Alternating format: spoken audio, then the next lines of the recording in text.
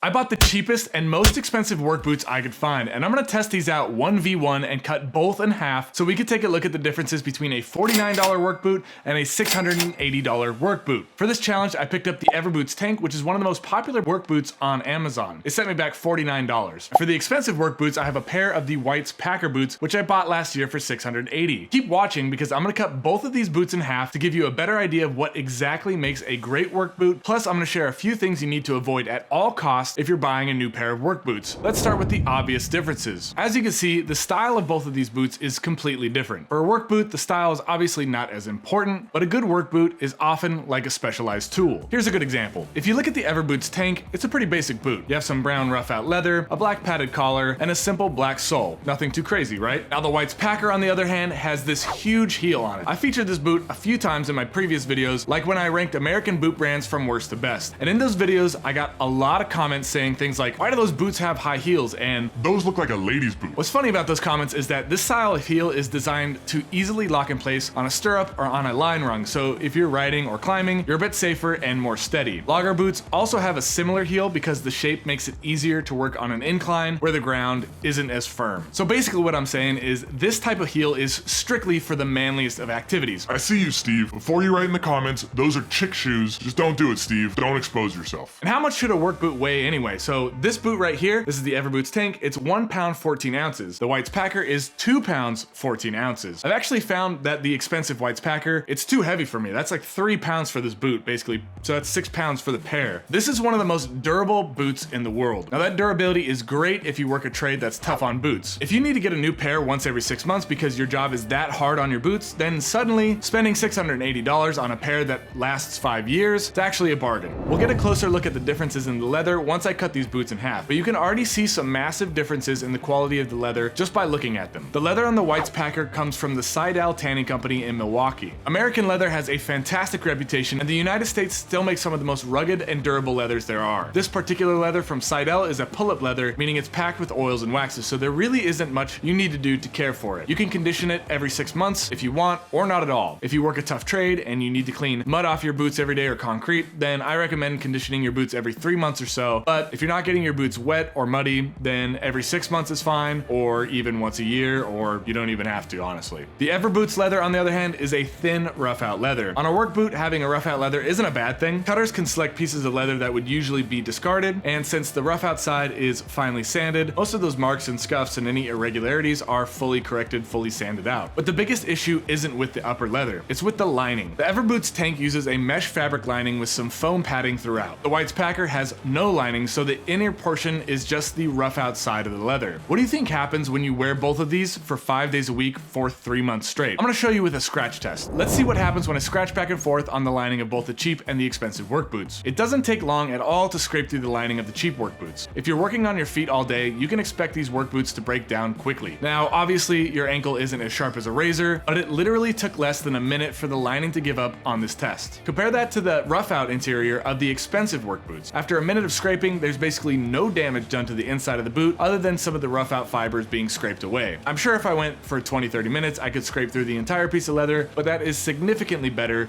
than the fabric lining. All in all, I give that fabric lining 3 months tops. For the expensive boots, that leather upper, that's never gonna give out. Really, the first thing to die on most boots is the sole, and this is where the biggest differences are between cheap and expensive work boots. So to show you exactly what the inside of a $680 boot looks like, I'm gonna cut both in half.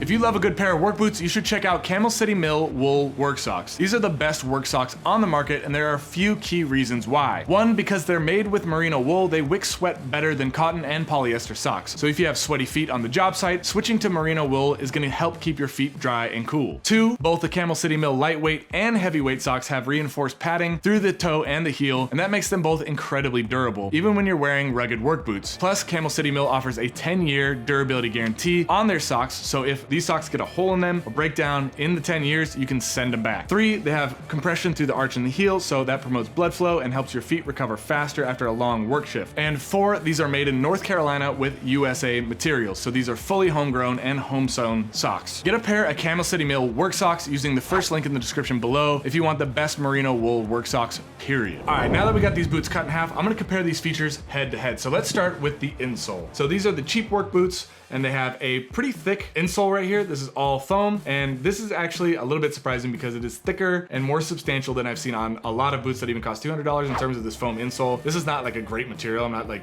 saying, ooh, this is crazy.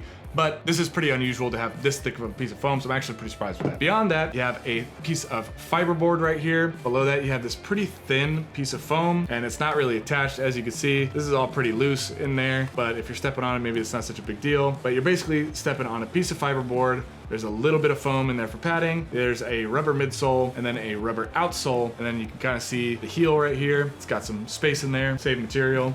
And there is no shank in this boot. You might want a shank in your work boots just because that can offer stability along the arch, especially if you're climbing. You know, you put pressure on there, this part can bend. And if this is bending, well, that can cause like a pinching on your heel or some discomfort. And like I just did, I just bent the fiberboard and now that's like permanently deformed. The insole of the expensive work boot, on the other hand, is a beast. So you have the leather footbed, and then you have this leather insole. And this thing is huge. This is a fat piece of oak tan leather. It's like 5.5 millimeters thick, which is really thick. That's thicker than I've ever seen on a boot. So that's a lot of leather just for the insole. There's also a leather midsole, which is about 4 millimeters thick. So all in all, that insole midsole combo, that's like 9 millimeters or almost a full centimeter of oak tan leather. So that is gonna take a while to break in, but once you break it in, I don't foresee that ever wearing out. So all you have to ever do is remove the outsole, put a new one on there, eventually when that wears out, but the whole inward construction of this boot is always gonna be good. Now, in terms of shank, the Whites Packer doesn't have a steel or composite shank. It has a leather shank, actually, surprisingly. Now, a leather shank is pretty interesting. I like them. A lot of people say that it's because the steel shank, these are built for firefighters, steel can heat up too much, can melt the boots. I don't know that doesn't seem true to me. I could be totally wrong, but to me, it seems like a leather shank is a better option just because, you know, I mean, if you have 5 millimeters of leather in between the ground and the steel shank, I don't see that enough heat transferring to the steel to make that an issue. I think they use a leather shank because over time, they expect you to have these boots for 10 years. And as that leather breaks in, you know, a steel shank can kind of stick out in the boot a little bit and you'd feel it on your underfoot after like 8-9 years. But with a leather shank, that's also gonna form slowly to the shape of your foot. So you won't ever run into that issue even like 10 years down the road. So I think they're thinking 10 years out and they're making this boot for when you have it 10 years later. There are also nails